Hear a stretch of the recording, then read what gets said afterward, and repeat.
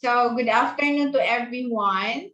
So what everyone is coming in, maybe we could start with your presentation since we can just go back to the recording, afterwards. So shall we start now, Ivorine?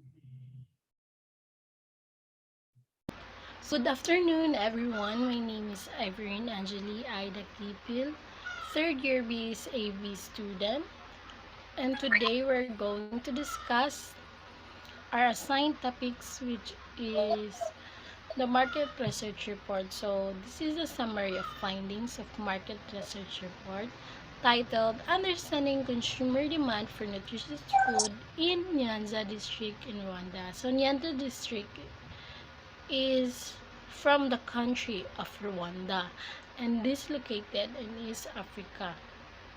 Also, um, this is a summary of marketing insights from the consumer interview. This summary report is an outcome from market research interviews conducted with the consumers in Nyanza district on behalf of the marketplace for nutritious foods in Rwanda. So, also, this market research report was conducted on December 2015 to January 2016. So, for our introduction, the marketplace for nutritious foods intend to support Rwandan business to accelerate their capacity for productions and marketing of nutritious food. So, the marketplace for nutritious food wants to support businesses in Rwanda in order for them to improve faster their capacity to make a product and also to improve their marketing selling of nutritious foods.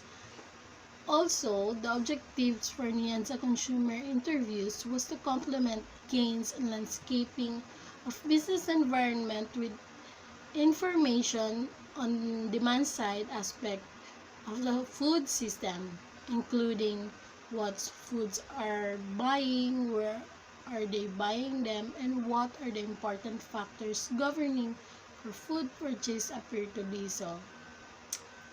The objectives of these Nyanza consumer interviews was to develop, to improve their business environment. So these are the questions that include in this research, which are the what are foods they are buying or sa ilang ginapalit, where are they are buying them, asa nila ginapalit, and what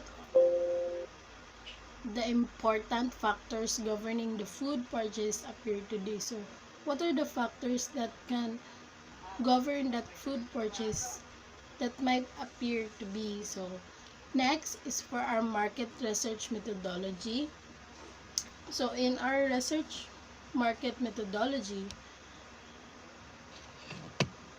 the researcher choose the model of approach, partly the method that has been used by Gain elsewhere to investigate the child feeding behaviors and attitudes. So the focus ethnic group studies, they use the focus ethnic group study, or also called as the FAST interview. So FAST interview also, um, this involve an extend typically 3 hours of interview. So it these interviews really need time because it consumed 3 hours of interviews with a small sample of informants. So also, first interviews normally conducted with two phases. So, in first phase, key informants are consulted on the range of questions including typical feeding behaviors, challenges, the range of food available,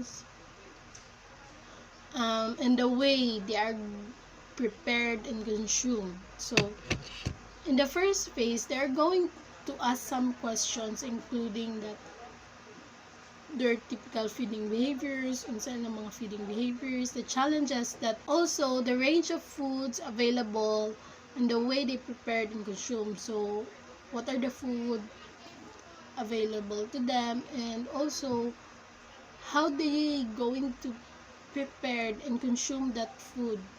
So in the second phase, the documents are actual consumptions and attitudes toward the specific list of food through prisms of select dimensions such as the food availability, affordability, and healthiness. So in the second phase, they're going to insert that dimensions which are the food availability and sa mga available food in their districts or sa ilang lugar, and also food affordability if also healthness, those healthy foods that they eaten. So next is the fast methodology. So as I've said earlier, fast interviews has a two phases. So in this research, also they conducted it with two phases. So after they conduct the phase one,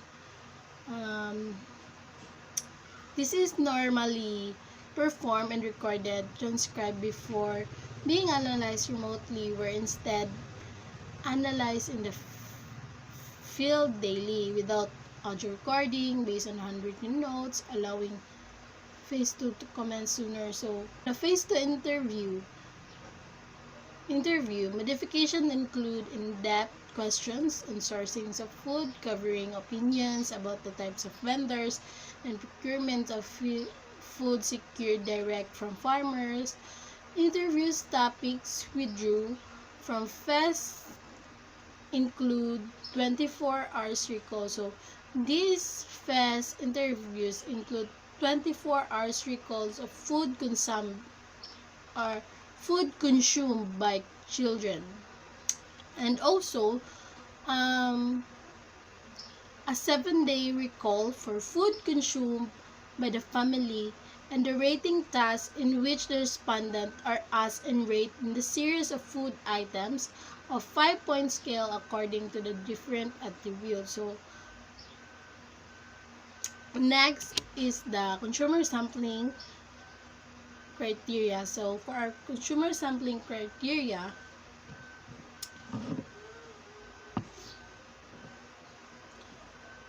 Nyanza District is the selected as the location for the consumer interviews because most of the district had been classified as the highly reliant on market. So while at the time most district falls in the middle of the middle range of the scale food insecurity, this sampling was originally intended to encompass only residents of peri-urban of Nyanza on the assumptions that this setting would best represent consumers who were participating in the formal economy but were nevertheless not so wealthy as unrepresentative of Rwanda largely rural population. So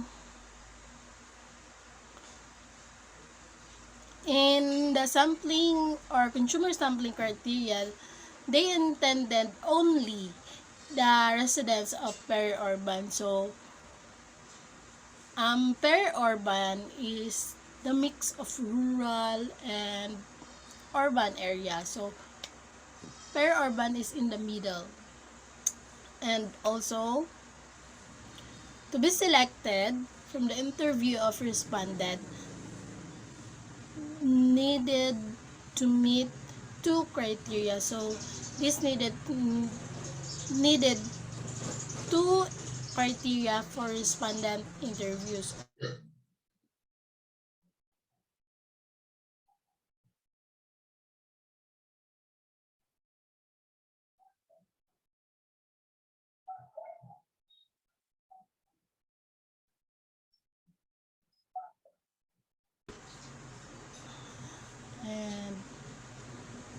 also children's of preschool age. So for the second criteria, which is the respondents needed to be from households in either category 3 or 4 in Rwanda Obedehe System Social Classification. So, para dili mo maglibog, what is the Obedehe System of Classifications?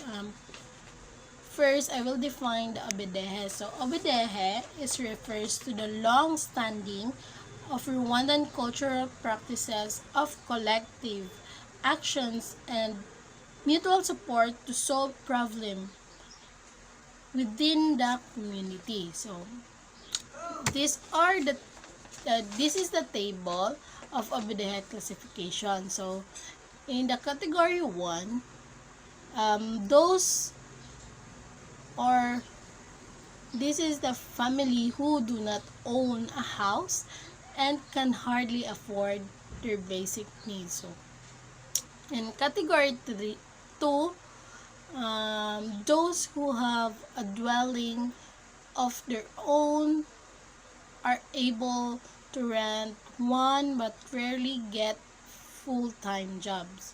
So those are dwelling of their own or are able to rent one but rarely to get time job. It's hard for them to get some full-time jobs. So in category 3, those who have a job and farmers who go beyond substance farming to produce surplus which can be sold. The latter also includes those with small and medium enterprise who can provide employment to dozens of people. And lastly, the category 4, salaried public servants, those who own large-scale business, individuals working with international organizations and industries. So these are the classifications of Obedehe classification criteria. Next is for our consumer sampling criteria. So for our consumer sampling criteria,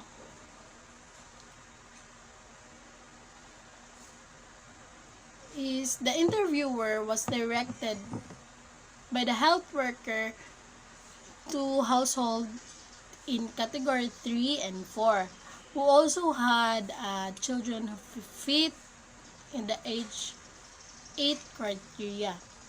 In each sector, an element of snowball sampling was also employed, with the respondents suggesting the names of friends or neighbors who might necessary to complete the interview when individuals identified by health workers were unwilling and unavailable to be interviewed.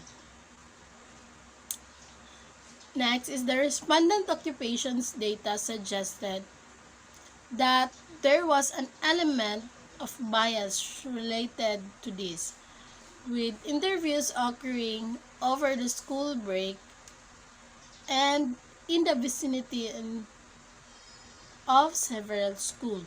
The number of teachers in the sample is 8 of 27.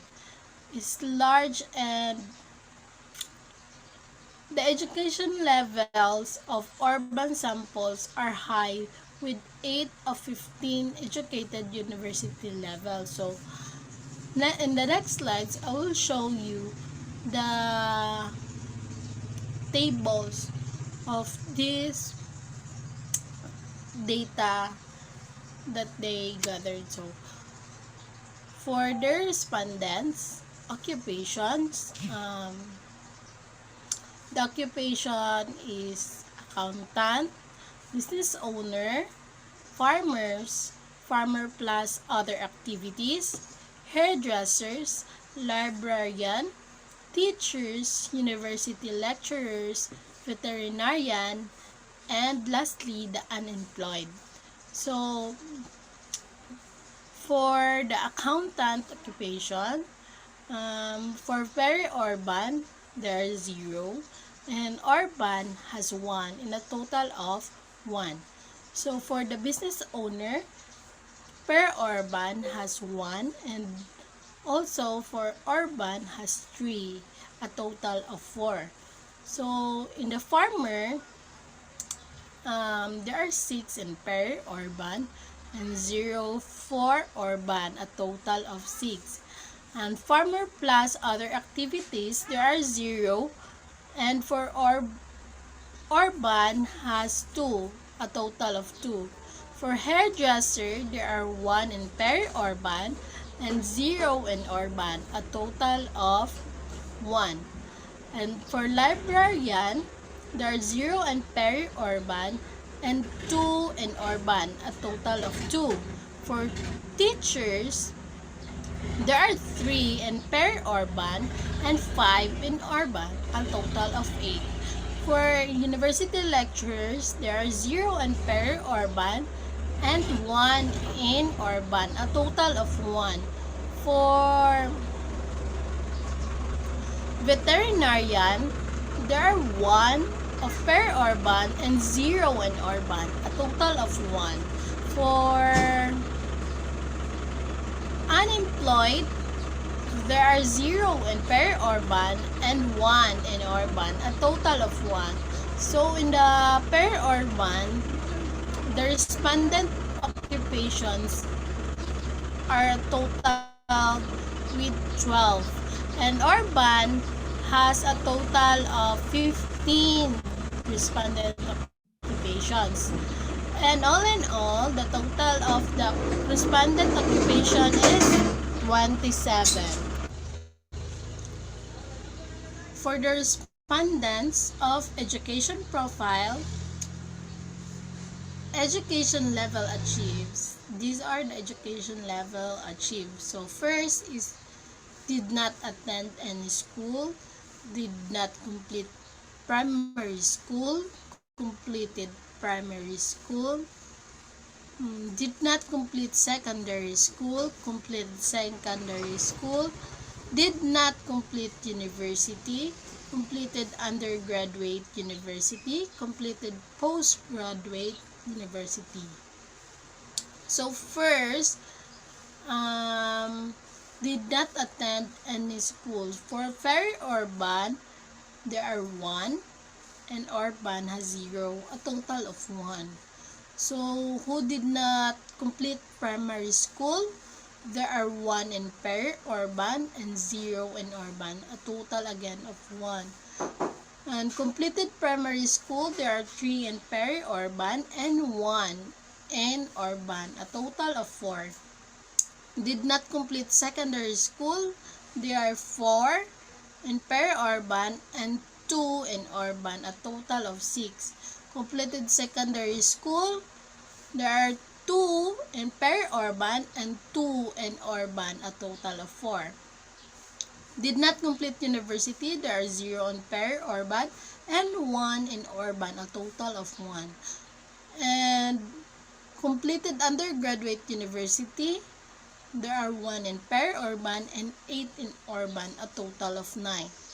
And lastly, completed postgraduate university, there are 0 in peri-urban and 1 in urban, a total of 1. So, the total of peri-urban has 12. And for urban has 15. And all in all, it total as 27 respondents educational profile education. So next, I'm going to show you the table 1.4 or the select household characteristics. So for selected household characteristics, this consists with household consume water from a safe source. Next is dwelling is connected to pipe water source. Next is household use wood or charcoal as a main source of cooking fuel. Next is the household is connected to main electricity. Next is the household members own a radio, a household owns a refrigerator, a household member owns a computer, and a household relies on labor of house help, not a member of nuclear family. So, defined as protected spring, protected wheel, public tap of standpipe. So, for per urban, the household consume water from a safe source has the number of 10, and in percentage it has 83%, and urban has 7, which in percentage it is 47. And next is the dwelling is connected to pipe water source. So there are 1, the percentage of it is 8% in per urban, and for urban has 6, the percentage of 40%. Next is the household use wood of charcoal as the main source of cooking fuel. So there are 12, and the percentage of 100% in peri-urban, and for urban has 15, 100% also. Next is the household is connected to main electricity. So there are 11, the percentage of 92% in peri-urban, and for urban has 15, a 100 percentage. Next is the household members own a radio. There are 11. The percentage is 92% in peri-urban. And in urban, there are 14, the percentage of 93. Next is the household members own a refrigerator. There are only 1 in peri-urban, a percentage of 8%. And urban has 0, a percentage of 0%. Next is the household members owns a computers. In peri-urban, there are 2, a percentage of 17% in peri-urban, and for urban has 7, a percentage of 47%. And lastly, the household relies on labor of house help, not a member of nuclear family, or shall we say mga katabang.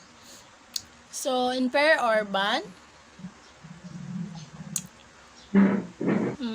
there are 4, percentage of 33%, and urban has 11, a percentage of 73%. So these are the select household characteristics. So for our limitations, the use of in-depth interviews and small samples provides more in-depth understandings of respondent concerns, perspective, and motivations, but sacrifice the ability to generalize with confidence to a broader populations. Also, however, it is the work of practitioners in the field, surveyors investigating the prevalence of beliefs and practices identified here, like health, agriculture, nutrition sectors, programmers, refining their messages, and interventions. And entrepreneurs and producers of nutritious products are looking to develop more effective propositions that will determine the utility of our observations and conclusions. So, this is all my report for this topic. So, um, the next reporter is John Paul Gualdahara, which which he will report the what foods are consumed and why. So, I'm John Paul Colorara and this is my report. So, what foods are consumed and why? So, number one, Nyansa consumers may only limited use of commercial packages food products. So, the significance is minimal consumption of commercial food products means that the most impactful marketplace of nutritious foods or MNR interventions may be in addressing barriers to accessing locally produced products like fruits and vegetables, meat, dairy, legumes, nuts and seeds, and etc. So, neither the 24-hour recall of food offered to children nor the 7-day recall of the foods consumed by family revealed much use of commercial packages products. Consumers in the urban setting do appear more familiar with commercial branded products such as tinned oats, instant cereals, or blended flours, probably because they see them regularly stocked in the formal sector food stores. Alimentation, which are a feature of the urban retail environment, but they do not appear to consume them with a regularity. The only consistently used commercial processed food products appear to be cooking oil, tomato paste, and small individual use flavoring sachet and bouillon cubes. So the explanation for that is this commercial products really affects the MNR, or marketplace for nutritious foods, and it may involves a barriers. Ito ay isang hadlang upang ma-access ang ating lokal na produkto. So number 2, some value-added products are purchased by consumer in Nyanza, but they are mainly produced at community level. The significance, the alimentation, which combines locally processed snacks foods for consumption on site, which industrially processed foods for consumption at home, maybe 11 uniquely Rwandan. The combination may offer opportunities for those marketing either type of food, since consumers seeking one type are easily exposed to the other. So, although this is little consumption of nationally available value-added commercial foods, consumers nevertheless make use of value-added products that are made closer to home. The same retailers that stock packages commercial goods also process their own products for sale. For the specialty food shops, alimentations, these appear to be main stock in trade. Common value-added food purchases in Nyanza alimentation are fresh yogurt prepared on site, and locally made snack foods like mandazi, fried dough, and sambusas, fried meat and pastry, which may be prepared on the site or both in bulk for resale from another individual. So the explanation for that is this this combine those local products or processed products or let's say these snack foods. For example, these are some of the snacks products in Nyanza, the mandazi or called fried dough, and also sambusas or usually called fried meat.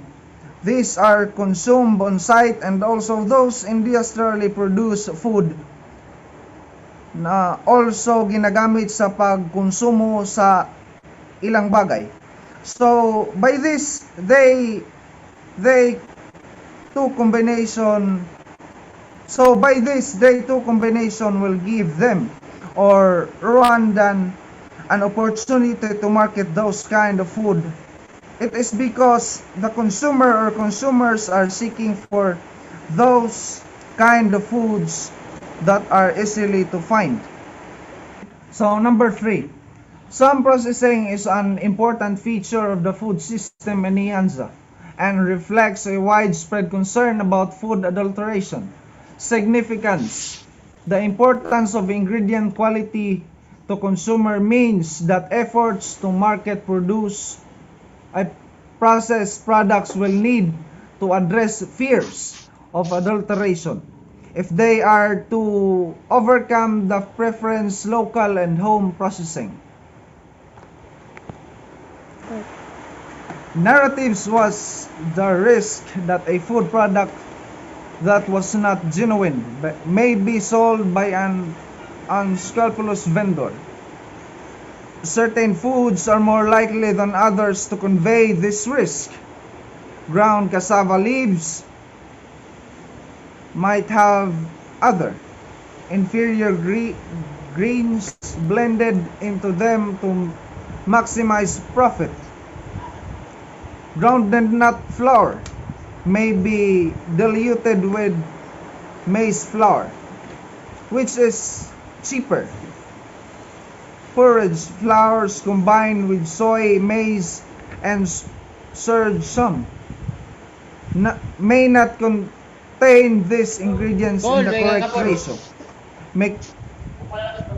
May contain inferior quality ingredients or may not be processed carefully by the vendor. Dirt may not have been properly washed off before milling, leading to grifty flour. So the explanation for that is, for this part, this is really important that the ingredients has a quality with which the consumer use for their food processing. Also, they have feared that their food process has a poor quality. And to overcome that fear, they make sure that the ingredients has a good quality on their local and home processing. So number 4, consumers may be avoiding commercial processed foods and ingredients out of a concern that they are not sufficiently natural. Significance. In this environment, the marketing of nutritious food that are also packaged commercially would need to find ways to disallocate the natural or unnatural binary from the unpackaged commercially packaged one, creating a new category of natural packaged foods. In-depth consumer research for products development would be required. So, a recurrent theme in discussion with Nyanza consumers is a risk associated with foods that are made, as they describe it, in a factory, as to rate a representative basket of the foods individually according to their safety. Consumers frequently constrated pre-packaged commercially marketed foods with local produce, stating that the latter is safer. Factory foods are deemed risky by some because they could be made with substandard ingredients, whereas the fresh produce grown at home or purchased locally from the market or from our farmers any limitations are evident. As noted above, a concern with the possibility of food adulteration colors consumer attitudes to vendors. The underlies the preference for home processing. So the explanation.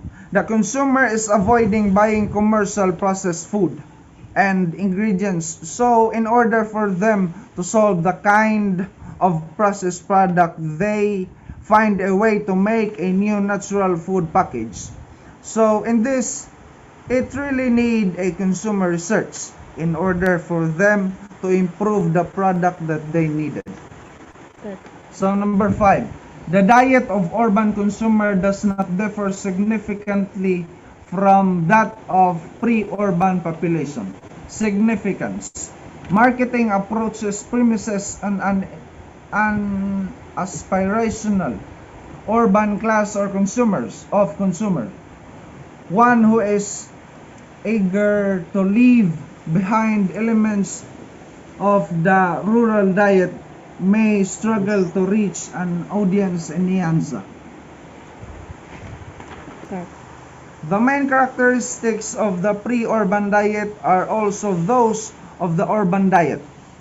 The two populations shared a resilience on the same dishes, made from the same ingredients, employing the same preparation process, with ingredients purchased from the same places. For both populations, the common animal source foods are milk, beef, and small dried fish. So the explanation for that is, so in all of the marketing approaches intake is taken as aspirational. So the urban class consumer, they are the one wants to leave behind elements of the rural diet. So by this may struggle to reach an audience in Nyanza. Good afternoon, ma'am. I am Jamil Amores. This is my report. Where foods are purchased. Four distinct types of food vendor are available to consumers, each with its particular range of products and advantages. There are four types of food vendors that are available to consumers. So these are the following. First is neighborhood kiosk. Second, the open air market. Third, market stalls.